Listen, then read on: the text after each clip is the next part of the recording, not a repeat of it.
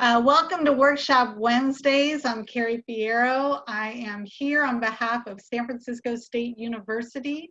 We have been invited to put on Workshop Wednesdays by The Depot, which is the entertainment venue at San Francisco State.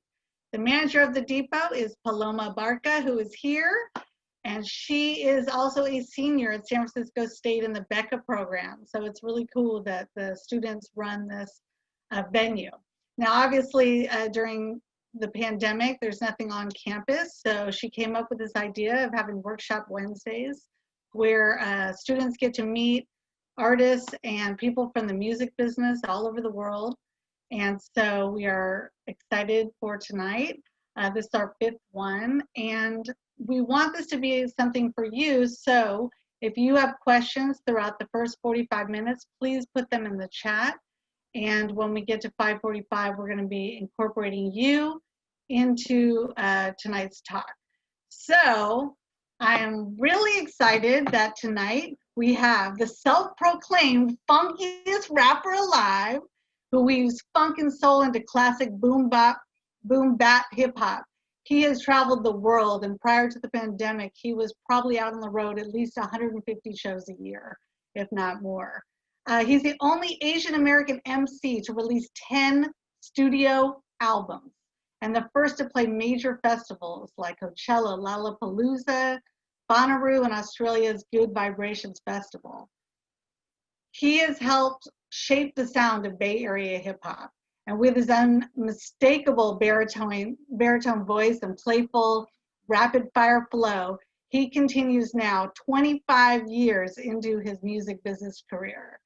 So I am so happy to welcome my B-Town homie, Lyricsborn, aka also known as Tom Shimura. Thank you. What up? How you doing? Good. I'm so glad to have you here. Thank you. Thank you. I was really looking forward to this. So. All right. Well, let's just start with how the hell are you doing? There is a pandemic, there is an election, and there's wildfires, and you got children distance learning. How you doing? At this point, it's just like whatever happens, I'm ready. What else could happen? Right. Murder hornets. Yeah. I mean, you can't say what else could happen because it always seems like something happens. Right. Like I think I had this conversation with somebody the other day. It's like, the Stay Puft Marshmallow Man from Ghostbusters is going to come down from the hill. I'm dating myself with this, but anything can happen at this moment. The Coca-Cola sign is coming down. The what? By the Bay Bridge. The iconic Coca-Cola sign is coming down. Been there 50 years. Right. So I know. What else could possibly happen? Oh, no. But let me tell you what I've observed about you. Now, in the when you go to college and you get the freshman 15, right? Yes. Well, we call it the COVID-19. People have been putting on weight because they're at the house getting their grub on. But not you, my friend. You are not only hosting a cooking show called Dinner and Place, somehow you lost the 19 pounds that we all put on. Yeah, I think I gotta be completely honest. Like, for me, quarantine gave me the opportunity to just slow down. Like it's forced everybody to slow down, but I think for me, I didn't realize how much I needed it. Like you said, I've been on the road doing at least 100 shows a year for a couple decades, Yeah. And, we have a place in LA too, so I was splitting time between there, and I didn't realize how hard I was going all these years, and when I finally got the opportunity to kind of not move, Yeah. it allowed me to focus on other things, so I was really able to focus on my health and, develop some of these other, web series that you're talking about, like Dinner and Place or Mobile Homies. I've spent more time with my family now that Mhm. in probably 10 years, you know. Right. And so Amazing. it's not ideal, you know, the situation, obviously, you know, we'd Mhm. much rather be doing other things with our lives. But in my case, there have been quite a few positives. Nice. Well, we are loving the Dinner and Play series. For those of you that haven't checked it out, you got to check it out. My favorite recently was the struggle meal, and every college student one can appreciate that. Where you go to look in your cupboard and there's like, Yeah. I mean, nothing that looks like a meal, but you turned it into something special. Right. Well, you know, I mean, some of us still struggling, you know what I mean? Some of us still struggle, but I thought that was just something that, you know, who didn't grow up on cheese sandwiches and ramen, you know what I mean? Right. And I, I gotta, you know, I've probably done, I don't know, maybe 30 episodes of Dinner in Place right now, and I just wanted to do something different, you know what I mean? Just Yeah. to be honest, I kind of just wanted to keep myself entertained, you know. So that was How do you come up with what you're gonna cook?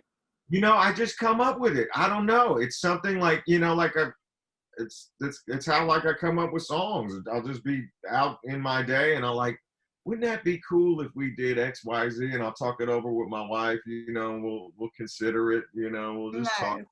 And then, you know, but the rule of thumb for me, because I like, you know, a lot of people, I'm a busy person, just like most people are, you know. Both parents have jobs. We're parents, so if I can't get it done in like 30 minutes or less, I'm not going to make it. You know. Nice. So Exactly. by and large, everything that we make on Dinner and Place, if it can't be done in 30 minutes, what you see us making, we've made in 30 minutes or less. I love it. Well, everybody definitely check out Dinner and Place. Let's dive into some of your background for those that don't know. Where did you grow up and sort of how did you start this rap career? Yeah, I was born in Tokyo, and at a very young age, I moved to Salt Lake City, Utah, with my mother. My parents split up, and I moved to Salt Lake City with my mother. And then, right around age 6 is when I moved from Salt Lake City to Berkeley, and I've been in Berkeley ever since. Yeah, and to make a long story short, I first heard hip hop when I got to the Bay. I went to Thousand Oaks Elementary School. But And Kamala Harris went there as well. what's that? Kamala Harris went to TO. Did she really? She really did. I didn't see her there. No, she was a little before us. Oh, yeah, I didn't see her. But I wish I would have. But no, so and that's where I got acquainted with hip hop. That's where I heard it for the first time. I think it, you know, I was like 6 years old and I heard Sugar Hill Gang for the first time, and it just changed my life. You know, That's right. Where did you go to college? I went to UC Davis. Yeah, I went And to what did you get a degree in? communications. Okay. And what were you thinking you might do? I I knew what I was gonna do. I mean, Okay. you know, from a very early age, I knew, you know, ever since high school, um, pretty much. Okay, so pretty much, I knew even when I was in kindergarten, first, second grade, I always knew I wanted to be an artist. It wasn't until I heard hip hop that I knew what kind of artist I wanted to be. That's right. You know? Mm-hmm. And so fast forward to high school, then into college, you know, by the time I hit college, I was pretty much on my career path. But, you know, I opened up the catalog and it's, you know, and I was like, okay, well, what major needs the least amount of credits? You know what I mean? And it was Strategies. right, and it was communications. So that's what I went with. And it just so happened that I met Chief XL and DJ Shadow and those guys, the guys from Black Alicious and the guys from and DJ Shadow, and we all met. So you got it in the app now. You let the customer know that you can go turn it off and on. We were all That's what the girl told me. and so that's where we met, and we started a label. We started putting out our own albums, and here I am later, you know, 20 years later, about to drop my 13th and 14th in 2021, you know? Absolutely incredible. Yeah. So tell us about launching Soul Size and then turning that into Quantum Projects, because that's the independent hustle right there. For sure. You know, I mean, I think what had happened was we were all aspiring artists in college, you know, in the dorms. Mm-hmm. And nobody would sign us. You know, we were shopping demos and nobody would touch us, you know. And so it wasn't so much, the reason why we started a label was not so much because we wanted to be label owners. It was more out of necessity. We just didn't really feel like we had a choice, you know. Right. Obviously, growing up in the Bay Area, it's not really an entertainment music industry hub, you know. So, you know, we kind of had to create our own path, you know. And I think a lot of that is kind of Bay Area hustle, you know. It's just it's sort of baked in when you grow up here. You're kind of hardwired a certain way, you know. Right. Like I don't know anybody from the Bay that isn't either trying to sell you something or sell you on something. You know what I mean? No, is there anybody that has a job and not also a side hustle? No. No. Like, you're just underachieving if you don't have the side hustle too. No. We created the side hustle. That's true. We were independent contractors before they even had a. That's so true. We started the gig economy. Yeah, you know what I mean? So that's how it started. So we started a record label. I was 17, you know, when we started it. I was a freshman in college. It was like 10 of us at one time. I mean, this tells you how much we knew about running a business. There were 10 partners. Mm-hmm. I think, you know, we were brought together by a guy named Jeff Chang, who went on to be, you know, an accomplished author. He wrote Can't Stop, Won't Stop, and just so many really important books. And he was like, look, you're trying to get a deal. You have a demo. You're trying to get a deal. Why don't we all just pool our money and let's start making our own records, because nobody's offering us any deals, you know? Right, gotcha, yeah. So one guy came, you know, with $100 from his student loan, you know, and I think, you know what I mean? I think my mother gave me like $75 or something like that. And then next thing you know, we had enough money to, like, for studio time. We recorded a Dan the Automators. He gave us a break on, who I think is also an SFSU alumni. Oh, nice. And, you know, we pooled our money together and we made our first record, and it came out in 1993. Okay, so in 1993, there's no Asian MC. There's not even Asian, like, commercial actors. So you're like, I'm about to be a rapper. Are people looking at you like, really? Well, that's not completely accurate. I mean, there were Asian rappers. There were guys out there that were doing it, you know. But none of us were national, you know. But there were a lot of DJs. There were a lot of Asian DJs, you know, like the Scratch Pickles, or, you know, like Qbert, Shortcut, Apollo. Obviously, Dan the Automator was a producer back then. But so at the time, I didn't really feel like what I was doing, coming from the Bay, and in that context, I didn't really feel like what I was doing was that unusual, you know? Mm-hmm. It wasn't until my career got going and I started touring nationally and I started doing a lot of press that I realized, oh shit, culturally, I'm kind of out here on an island, you know? Mm-hmm. But coming from the Bay, I didn't feel like I was doing anything that unusual. And I definitely didn't feel like the people around me thought that I was doing anything that unusual. You know what I mean? Yeah. I mean, I feel like I was an artist manager in the 90s, and I managed Filipina group Panay. That's right. And they sang R&B. Yes. And so there were many times where people weren't going to open the door. They couldn't see like what they looked like. They were going to do R&B, and they just couldn't fit them on the bill. They couldn't see them on the label, whatever. Right. But if I put you in front of them live, right, conversation was over. And I feel like, and probably because you're such a strong live performer, that probably opened way more doors than any album could have. Well, you know, it's interesting that you talk about Panay, like, because my story, their story, like we talk about Dan the Automator, Q-Bert, etc. Those stories couldn't have happened anywhere else but the Bay Area, you know, because that's just the kind of diversity that we had in the 90s and in the 2000s. You know, I mean, that's kind of changed a little bit now. I mean, the cultural makeup of the Bay Area has changed quite a bit, you know, but yeah, I mean, I think what I had the benefit of also is coming up with a crew, a squad of really talented artists that everybody really respected. You know what I mean? Like you were a collective. That's right. That's right. And so when I came out of that, it wasn't like I was thrown in people's faces cold. You know, I was part of a wave. Part of a wave. And, you know, the records were good. You know, the albums were dope. You know, the songs were great. And we didn't have videos back then, you know? So we got played on radio stations. I got played on college radio. I got played on commercial radio with no videos, with no marketing, no.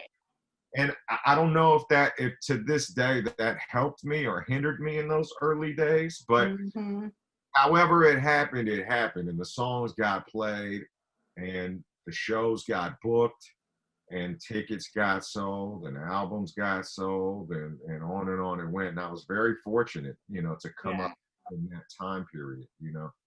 You have traveled the world with these albums. Yeah. And where do you find, like, in the world other than the Bay, like, where is home base in terms of touring that you always go back every year? Well, you know, I go to Australia pretty frequently. You know, I go to Europe. I go to, you know, I've been to almost every continent, I think, except the only continent I haven't played yet is Africa. And I really want to go. That's the only continent I've played. I played multiple countries in Asia multiple times. Europe, obviously. Like I said, Australia, New Zealand, North America, South America, Brazil. You know, I've been very, very fortunate, you know, in my career. I've done some amazing things. Your live shows are incredible. Thank you. And so much energy. I mean, a lot of it too with your wife. I mean, an incredible singer, an incredible energy. The two of you, the fire on stage is just magnetic. So I want to ask you, what was it that made you want to have a live band? Well, I was really influenced by 90s dance hall. And, you know, when I was coming up, I was a teenager in the 90s, obviously. And I was a really big fan of, like, Shabba Ranks or, like, you know, Buju Banton. And you know, they always had bands.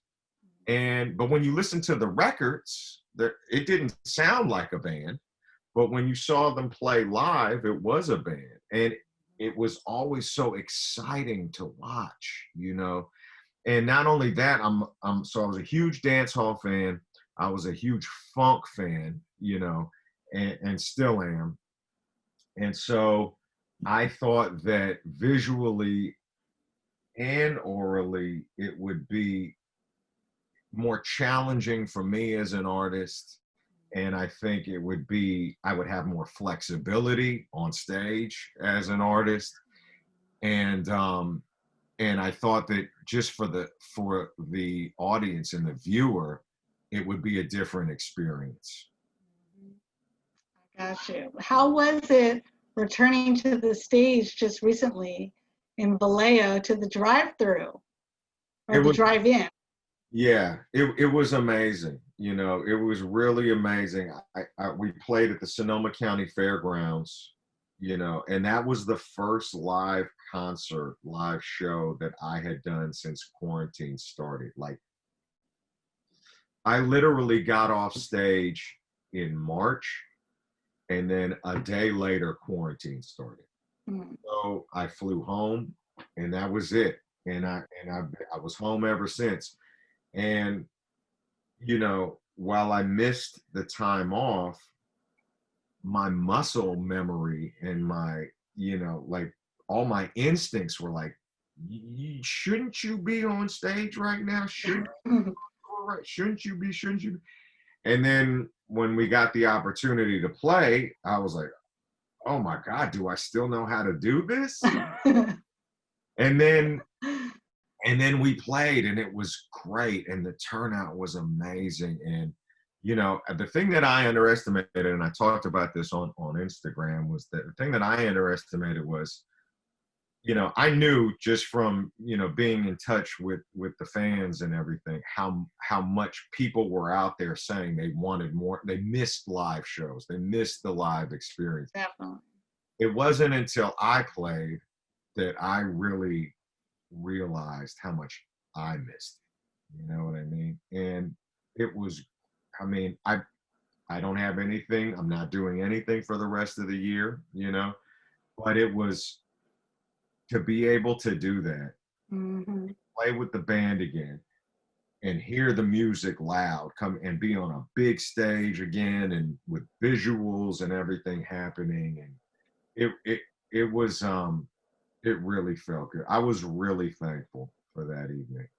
And it was a wonderful way to keep everybody safe and get to enjoy live music again. 100%. Yeah. I mean, it was a trip, you know, I mean, but I think at that point in quarantine, you're like, okay, well, nothing feels weird anymore. Right. You know what I'm saying? It's like, yeah, it just sort of is. Roll with it. Right. Yeah. So we played the show, and like, it's all cars, and the cars are like really far away from you because of social distancing. Right. And instead of applauding, they're honking their horns. Oh. You know, which was really cool. I would do it again. I would totally do it again. It was so much fun. Oh my God, that's cool. Well, I want to ask you about your merchandise, because you were just the king of merch over there. And I'm like, where are the masks? Are the masks coming? Yeah, you know, there was a moment there when I was thinking about doing masks, but we just ended up not doing it. You know, Okay. we just ended up not doing it. There was a moment there when I was thinking about it, but there are so many masks out there now, you know, that I don't know. I just sort of felt like that hole was no longer there, you know. Okay. Does that make sense? Yeah, but I think like if it's your favorite artist, you want to rock and represent it. It's like this billboard for you right on somebody's face. Yeah. Okay. All right. Well, anyway, I love your merch store is so filled with like excellent items. And one thing I thought was so cool is that people can pay to get handwritten lyrics. I thought that was a really dope offering. Thank you. Yeah, that was actually, you know, years ago we crowdfunded a lot. You know, we did a lot of, we crowdfunded a few records like on Kickstarter and so forth. And that was one of the things that people really loved. Is one of the rewards that people really loved was they would, you know, for a pledge, we would handwrite lyrics to to the song, you know, the Lyricsborn song of their choice. And I really love, see, I love doing this shit. You know what I mean? So, Yeah. So we kept that going, you know, and we still get the requests, you know. Yeah. I love it, you know. It's an honor for me to be able to do that. And frankly, I'm just like really grateful that people are paying attention to that. Yeah, that's awesome. And I love that you still do lots of vinyl. Yeah. Well, you know, vinyl's hot. It's hot. And myself as a vinyl collector, I understand how important it is, you know. I understand what it means to people. My brother had My Uzi Weighs a Ton and Mantronics. That was our first two records. Oh my God, those are the joints. Yeah. Yeah. All right. Back to recordings. Okay, so 2003, when you put out Later That Day and Calling Out. Yeah. That song just like, it continues to have a life of its own. through all these years. I mean, it's been such a giant. And I know that Live 105, when they put it as, you know, in rotation, it was like the first time you heard a hip hop song on Live 105. So that was big, but also it's been so picked up by licensing. Yeah. Obviously Diet Coke and Motorola iPod and Tower Records and et cetera. And like, I mean, something like that must be super exciting for you when the song just has its own life. It was, you know, I mean, you know, I've been an independent artist my whole career. And when we put out Later That Day, I just thought that, well, you know, this is a great album. I put my all into it. We'll put it out. Maybe we'll sell 30,000 copies. I'll tour for a year and then I'll move on to the next album. I mean, I didn't really, I knew it was a good album, but how could anybody predict, you know, what ended up happening? And yeah, I mean, the song definitely took a life of its own. The album took a life of its own. I got to give a lot of credit, you know, to Live 105 and Aaron Axelson and, you know, at the time who, you know, they played it and they weren't even asked to play it. We didn't even shop it to them. We didn't push it. You know, we were actually pushing it to all the hip hop stations in the Bay. Okay. But nobody would touch it. The only person that would touch it at the hip hop stations was Chewy Gomez. You know what I mean? Mm-hmm. Chewy. And then Live 105 started playing it because Party Ben, DJ at Live 105, walked it in personally. We didn't solicit him or anything. And then next thing you know, it's like #1 and I'm beating out Green Day. And it's like, I mean, it was wild. Right. A rap song, you know? And then it kind of took off from there. And I mean, that song and that album really changed the trajectory of my career. Absolutely. I agree. Yeah. After that, Same Shit, Different Day, fastest selling album for your label. And it ends up on Entourage and 6 Feet Under and in EA Sports and 2K Sports and Atari. So I feel like at that point now the momentum is going. Yeah, and one of the things that I'm most proud of, besides the you know the quality of the music of those albums, was that people weren't even really checking for independent records as being licensable back then. You know, it wasn't until like Later That Day came along and Same Shit, Different Day, and we were able to get commercials and TV shows and movies, like placements and usages for these songs, that people really started to take what I was doing and what we were doing as an independent industry seriously. You know, it continues to this day. It continues to be one of the strongest points of my career. You know? Absolutely. I like that in Quite a Life, you got more personal. And I appreciate the song, It's a Man's World, question mark. You know, that sort of, you know, it's a girl anthem song. I appreciate that. And also Can't Lose My Joy, which is a very personal song for you. What made you feel like it's time to be more personal? Well, I think that with every album, I have to ask myself, based on what I've done before, how do I not repeat myself? You know, and I think on that album, that was my 10th album. So it was a big deal in that respect because not many artists make it to 10 albums, let alone independent artists, let alone Asian American independent artists, let alone, you know what I mean? So I knew it was a really big deal, and I knew that I had done a lot to get to that point, you know? And I just felt like I owed it to myself to be completely honest about how I felt about a variety of topics, you know what I mean? So with Man's World, it was something that we used to cover. It's a James Brown song, who's my #1 favorite artist of all time. And we used to cover that song in the live show. And I always loved it but I felt like the message was a little dated, you know, in the original. And it'll always be a great song, you know, but I felt like the message could probably use a little fine tuning, you know. And so that's what we did. You know, I changed up the last verse and so forth to make it a little more relevant for what's happening today. And then with Can't Lose My Joy, I mean, a lot of people probably identify that period that you talked about, you know, that whole later that day, same shit, different day period as the time when they first heard about me and my music. Mm-hmm. But they had no idea that that entire time where it seemed like this huge, great, successful moment and series of events, that my wife was struggling with stage 3 and stage 4 cancer the whole time. You know what I mean? And so we never really talked about it before because frankly, we just didn't feel like it was anybody's business, you know. But she's at that point when I wrote the song, he had been in remission for 10 years for non-Hodgkin's lymphoma. It came back for a second. We fought it again, and she went back into remission.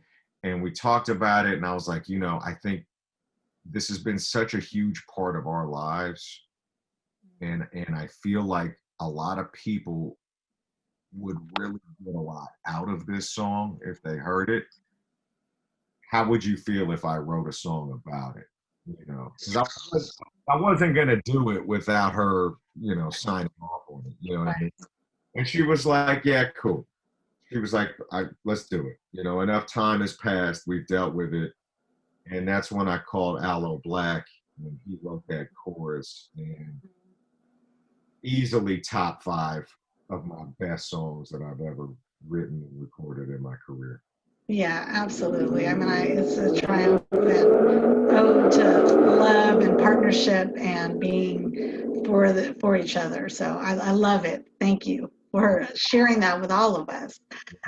Okay, so real talk for the San Francisco State students. What is the benefit between an independent and a major label? You've done both. Let's just break it down real quick. What do you prefer? Well, I've had major label distribution. Yep. And I currently have major label distribution. You know, my label, Mobile Home Recordings, it's 100% mine. But it is distributed through Sony right now. My music is distributed through Sony, but I've never been signed to a major label. I've never signed an exclusive recording contract to a major label. So I've been an independent artist my entire career. So my perspective is a little different. You know, I mean, I feel like there's benefits to both, particularly when I was starting. You know, being an independent artist was kind of rare when I started. You know, we were kind of an anomaly to be an independent label. And then once we were able to show it and prove that it's possible, excuse me, a lot of major labels came. I mean, a lot of independent labels came after us, you know. But I'm talking about Quantum Projects now. But I think that at that time, one of the benefits was, you know, they would put down quite a bit of money to help you develop your career. Yeah. You know what I mean? Mm-hmm. They would pay for these videos, which were very expensive. They would pay for promotion. They would pay for, you know, they would put your records in stores, so they had great distribution. They would pay to get to promote your songs to the radio. You know, if that's the type of artist that you were and that's what you wanted. You know, they would pay all the bills basically. And well, I just have to jump in and say they would pay 50% because they would charge you back. Just so you know. Yeah. But I mean, I know that I didn't have $250,000 or $500,000 or what right. You know, a lot of bands in that and groups in that era were getting signed for. You know, so I think the plus is at that time, and maybe even now, is they have the money to be able to finance and bankroll your career, you know, and they have the infrastructure to do it. Now, whether they pull it off successfully or not, that's another story. But they have the propensity to be able to do that. They, you know, if they want to. But there is a cost. You will no longer own that album. You will be at the whim of their release schedule, their agenda. You will more than likely give up some degree, if not a lot, of creative control, you know. So there's a trade-off, and depending on where you are as an artist on the food chain, it either could work for you or not. You know, Right. it depends on what you want out of your career, you know. Right. Yeah. The interesting thing for me was that in the 90s and 2000s, I looked around and a lot of my friends were getting signed. Everybody from Hieroglyphic, Souls of Mischief, Black Alicious, DJ Shadow, Jurassic 5, some guys individually, Dilated Peoples, Kite Chemist, Charlie Tuna, on and on and on. Pretty much everybody I knew was getting signed. And I'm going somewhere with this, right? But they were getting signed, you know, but when I went to DJ Shadow's A&R guy, he was like, I don't know, you're Asian. I'm not really sure how we're gonna market you. You know what I mean? And then I went to Black Alicious's A&R guy. He told me the exact same thing, you know, but wait a minute, you just, and they didn't pull any punches. They told me exactly what the problem was. You know what I mean? And so ultimately, you know, and my whole team was like, we don't understand it. You're doing the same amount of numbers independently. You're getting the same looks. You're selling out every tour. You have, like we just talked about, you have #1 records on commercial radio as an independent hip hop artist. You know, we can't figure it out. We don't know why. And I was like, well, I think I know why. Those A&R guys just told you, you know. So there was a very, very hard barrier there for me that I think a lot of my peers didn't experience. You know what I mean? So, but what that did was it forced me to say, okay, fuck it. What am I going to do? Am I going to just quit? No, that's not an option. So I figured out a way to continue to keep making records independently. Okay. I had no choice. I'm like, well, I'm not just going to this is what I do. It's not a job for me. It's a purpose. This is what I do, you know? Yep. Fast forward 15 years later, I have a catalog of albums that I own 100%.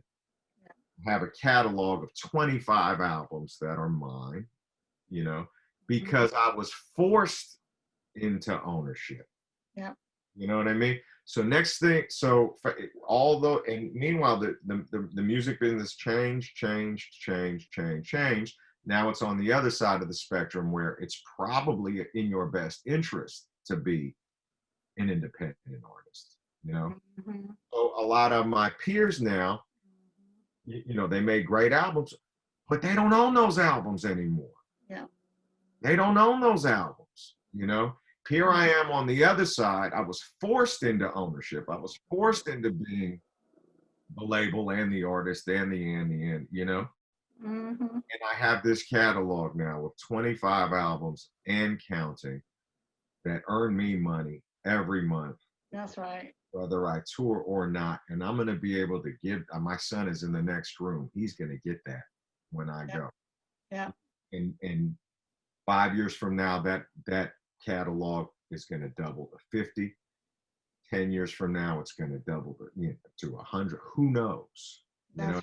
That's right. But it's not buried somewhere in some major label's catalog where they are not pushing it. They are not prioritizing it. They don't care about you anymore. Right. You know? Yeah. But so in that respect, I've been extremely fortunate. And sometimes what my takeaway from that was sometimes there's more of a blessing in the things that you don't receive, Oh yeah, than in what you do. that's right. And also, just like we said, Bay Area is known for the hustle. Bay Areans are also like, tell us we can't do it. That's right. Try.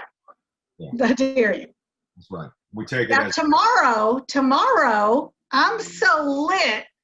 It's ridiculous, like a Christmas tree shimmering. Tomorrow, you drop a song with UTK, I mean. yes. So Friday. Yeah. Misfits tomorrow. Friday. So I mean, I just wanted to say that because it's just like he just keeps on working. It just keeps on coming. Yeah. Shout to UTK. That's actually coming out Friday. The song is called Misfits. That's his song, but we worked on it together, obviously. And I have 2 albums that are finished right now.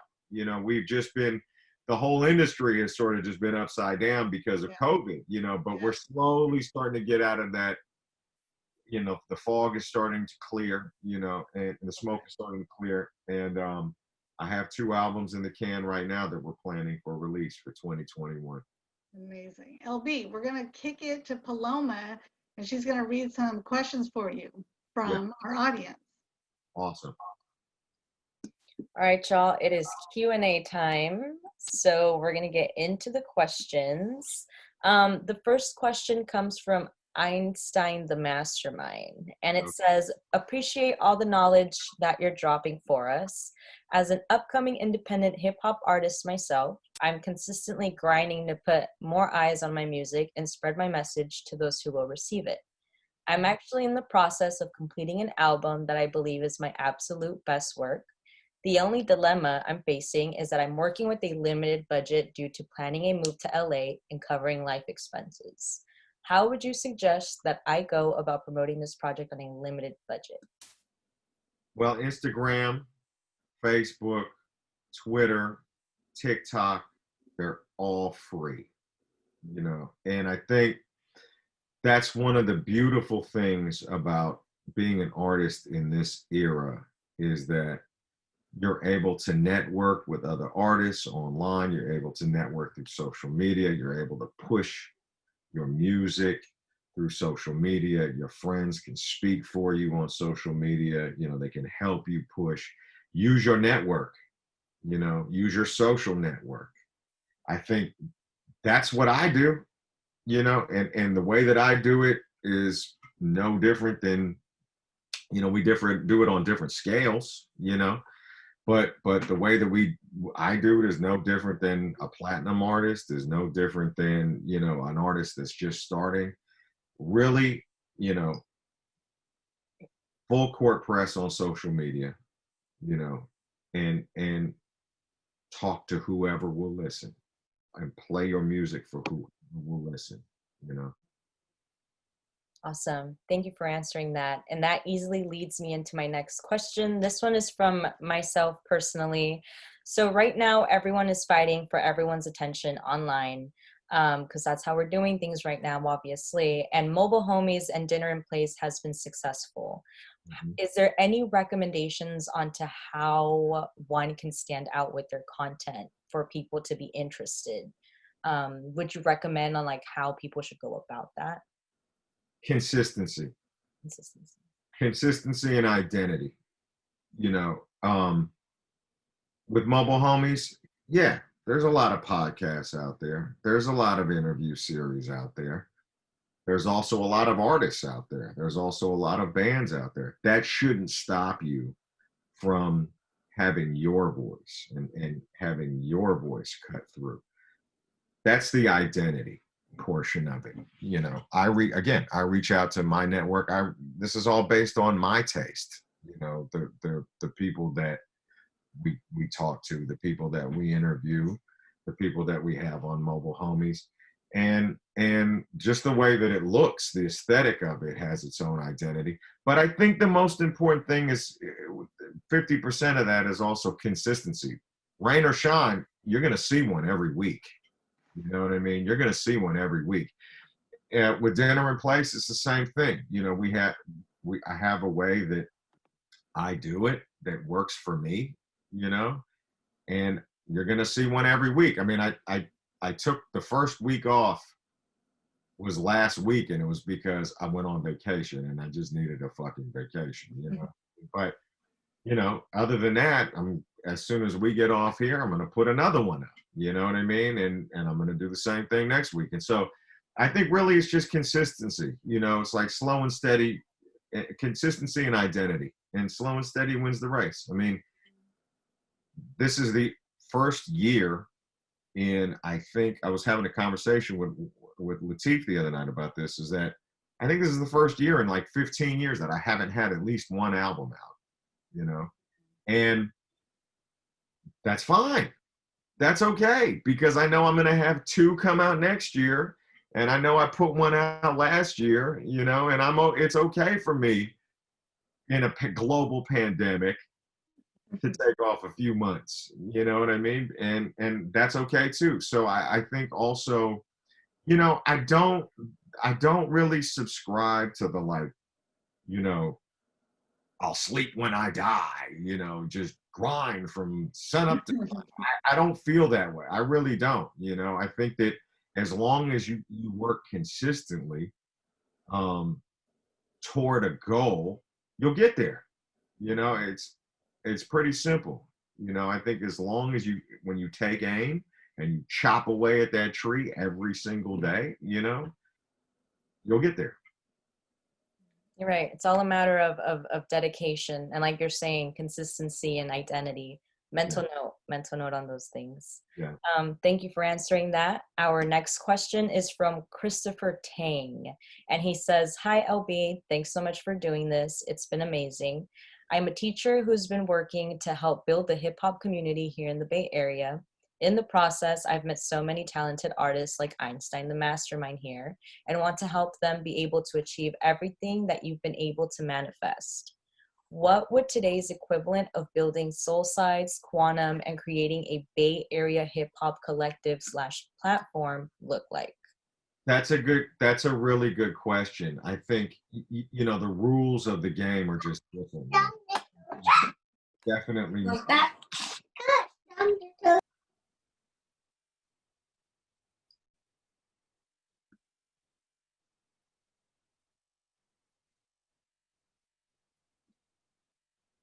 Lyric,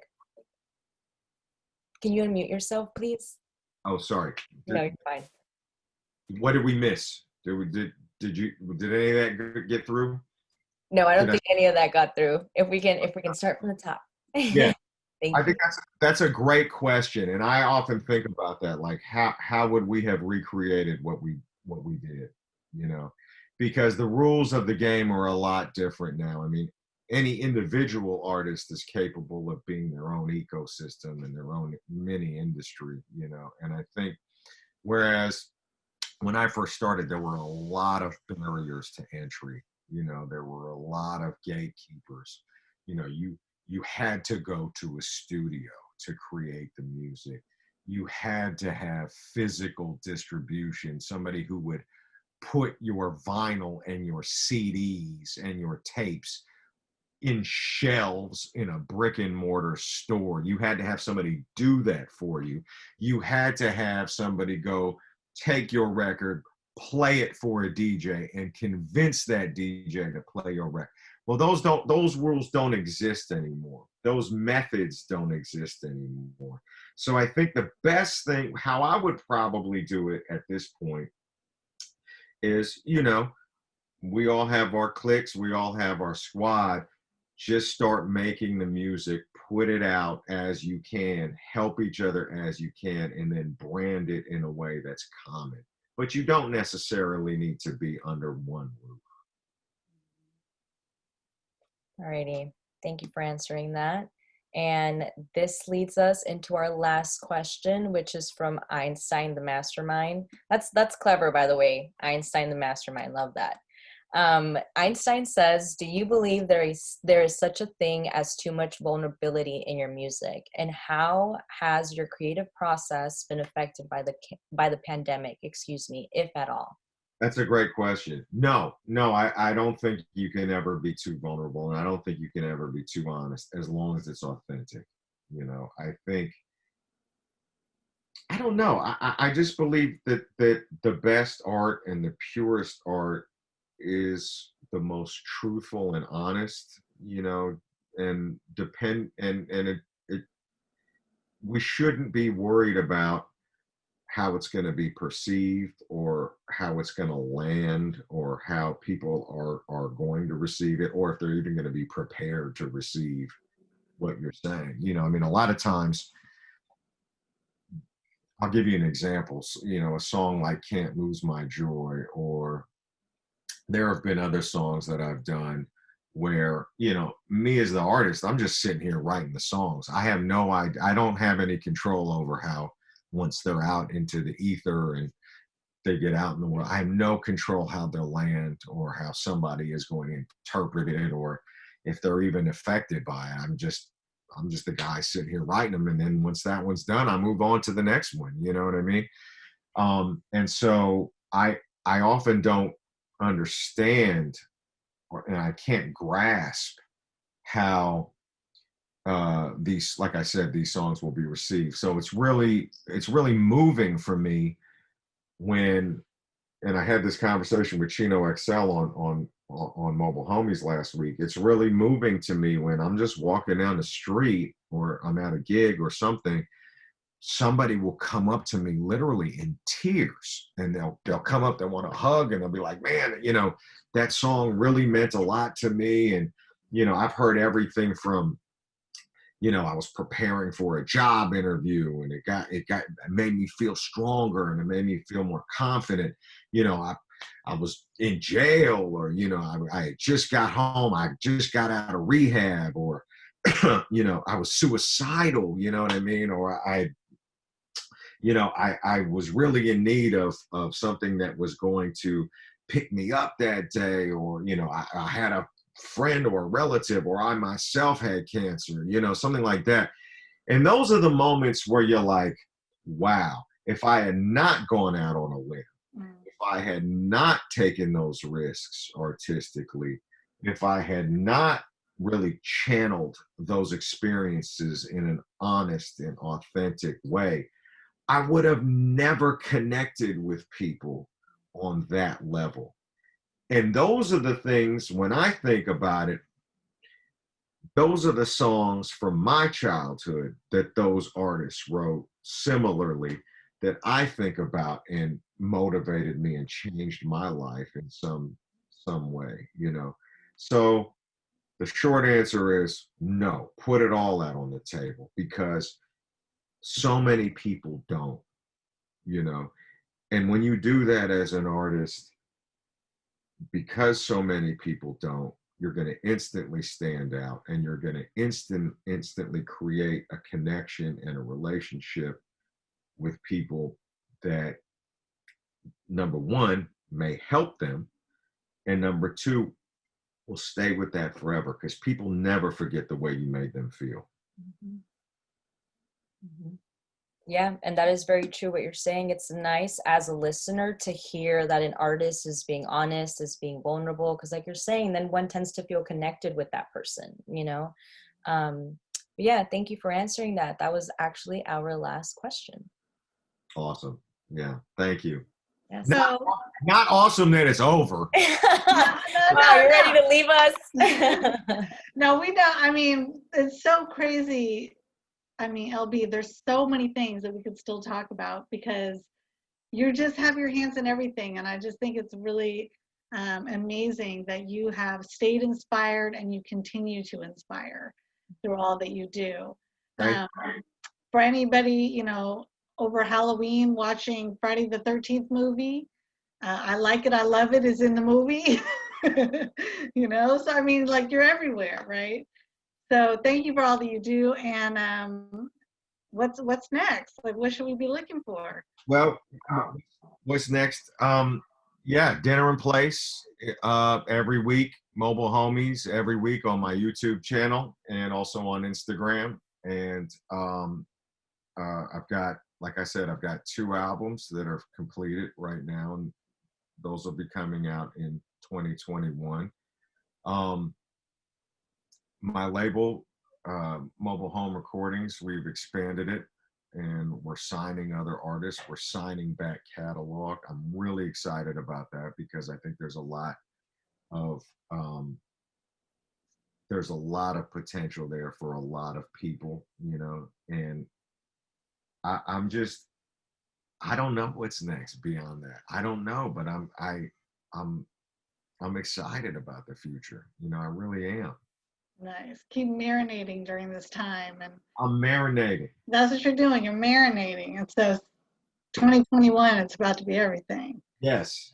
Thank you so much for spending the evening with us. We appreciate you. Thank you. And I also want, if I can, I just wanted to say, Kerry, thank you for being so dedicated all these years. You know, you're very committed, and you always have been, and it's inspiring for me. And thank you for thinking of me. Oh, thank you. Yeah. E-Town forever. Yes. All right, take care. Thank you. Thank you, everyone, for coming to Workshop Wednesdays. Thank you, Lyricsborn. Thank you to the SF Depot for having us. Thank you, Paloma. Of course, thank you all for being Good night, here everyone. and wishing everyone a lovely, lovely night. Yeah, thanks, LB. I appreciate that. And I'd love to invite you to check out, you know, the little community we're building and see some of the artists out here in the Bay Area. There's a lot of cool stuff. And yeah, I'd be honored to have you be a part of it. I would love to. If you can pass your information on through Kerry, I will totally check it out. Thank you so much. Yeah, my pleasure. Thank you. Thank Thank you. you for having me again once as well. I really appreciate all of the feedback that you've given, and thank you for just, you know, validating that it's good for me to be vulnerable in my music. So thank you, man. Thank you. Absolutely. My pleasure. Thank you. Thank you. And I see Jane the Message is on here too. She's an incredible rapper and artist as well. So shout out to Jane the Message. Let me ask y'all a question. Why did y'all Yes. decide to unmute the cameras at the very end? What was that all about? Why? I didn't know if it was supposed to be like part of the show or not. You know, it's like you don't want the focus to be on like the studio audience or whatever. Honestly, I was just following suit. So yeah. Look at all these people showing. Look at all these familiar faces showing up all of a sudden. Okay. All right. Look, we got Dan straight from the club. There he is. Right on. And there's Jane the Message. Well, thank you all for being here tonight. We appreciate you. Yeah, Thank thank you you for so having much. us. I appreciate it. Thank you, everybody. Thank you. This was great. My internet's like totally messing up, but this was so inspiring.